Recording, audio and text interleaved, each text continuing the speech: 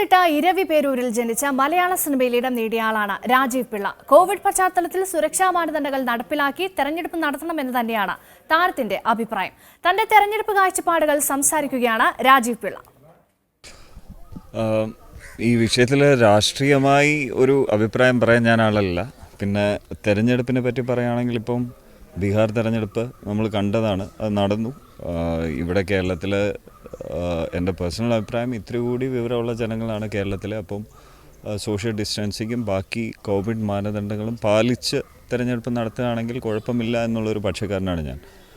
5 വർഷം കഴിയുമ്പോൾ സ്വാഭാവികമായിട്ടും തിരഞ്ഞെടുപ്പ് വരേണ്ടതാണ്. സോ അതിൻ്റെ ഭാഗമായി ഇങ്ങനെ കോവിഡ് മാനദണ്ഡങ്ങൾ പാലിച്ചിട്ട് ഒരു തിരഞ്ഞെടുപ്പ് നടത്താം.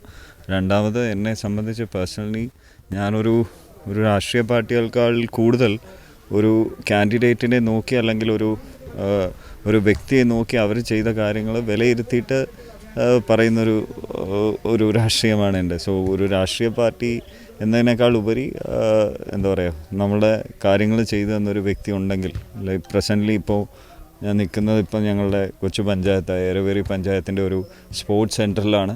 സോ ഇതുപോലത്തെ ഒരു കാര്യങ്ങൾ ഇവിടെ പ്രാവർത്തികമാകുമെന്ന് ഞാൻ ഒരിക്കലും പ്രതീക്ഷിച്ചിരുന്നതല്ല. ബട്ട് ഇവഞ്ച്വലി വേറെ കേരളത്തിലെ ഏത് കൊച്ചിയിൽ പോയാലും കോഴിക്കോട് പോയാലും ഒക്കെ കാണുന്ന തരത്തിലുള്ള ടർഫും ബാഡ്മിൻ്റൺ കോർട്ടും ജിമ്മും എല്ലാം കൂടെ എരവേരി പഞ്ചായത്ത് എനിക്ക് വരുന്നു ഇവിടുത്തെ കുട്ടികൾക്ക് വേണ്ടി ഫ്രീ ആയിട്ട് ചെയ്തു കൊടുത്തിരിക്കുകയാണ്.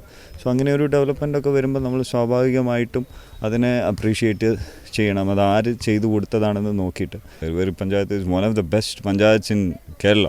അപ്പോൾ ഒരു കാലത്ത് ഇന്ത്യയിലെ ഏറ്റവും നല്ല പഞ്ചായത്തായിട്ട് തിരഞ്ഞെടുക്കപ്പെട്ട പഞ്ചായത്താണ്. എൻ്റെ പഞ്ചായത്ത് വാർഡ് ഇതല്ല, കാരണം എൻ്റെ പഞ്ചായത്ത് വാർഡ് കുറച്ച് അപ്പുറത്താണ്.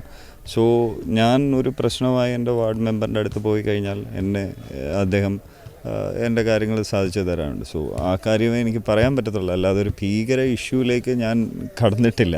സോ അതുകൊണ്ട് എനിക്ക് അതേപ്പറ്റി പറയാൻ ഞാൻ ആളല്ല. നമ്മുടെ ബേസിക് സാഹചര്യങ്ങൾ, അതായത് നമ്മുടെ റോഡുകളാണെങ്കിലും ബാക്കിയുള്ള ആശുപത്രികളാണെങ്കിലും അങ്ങനത്തെ എല്ലാ സാധനങ്ങളും ഇത്തിരി കൂടി പ്രാപ്യമാകുന്ന രീതിയിൽ. ഇപ്പം ഞങ്ങളുടെ പഞ്ചായത്ത് നോക്കുകയാണെങ്കിൽ ഒരു എന്താ പറയുക, ആശുപത്രികളിലെ ഒരുപക്ഷെ കേരളത്തിലെ എല്ലാ പഞ്ചായത്തുകളിലും ഈ പ്രശ്നങ്ങൾ കാണും. അത് ഒരു പഞ്ചായത്തിനെ പറ്റി മാത്രം പറയുന്നതല്ല. പിന്നെ ഇപ്പോൾ ഒരു മൃഗാശുപത്രിക്ക് തന്നെ ഞങ്ങൾക്കൊരു കുറേ യാത്ര ചെയ്താലേ എത്തത്തുള്ളൂ. സോ അങ്ങനത്തെ ബേസിക് സാഹചര്യങ്ങൾ ഇത്തിരി കൂടി മെച്ചമാക്കാൻ കേരളത്തിൽ മുഴുവനുണ്ട്, ഒരു പഞ്ചായത്തിൻ്റെ മാത്രമല്ല. സോ അതും ക്രമേണ മെച്ചപ്പെട്ട് വരും എന്ന് വിശ്വസിക്കുന്നു. ഏത് തെരഞ്ഞെടുപ്പിലാണ് യൂത്തിന് പ്രാതിനിധ്യം ഇല്ലാതിരുന്നത്?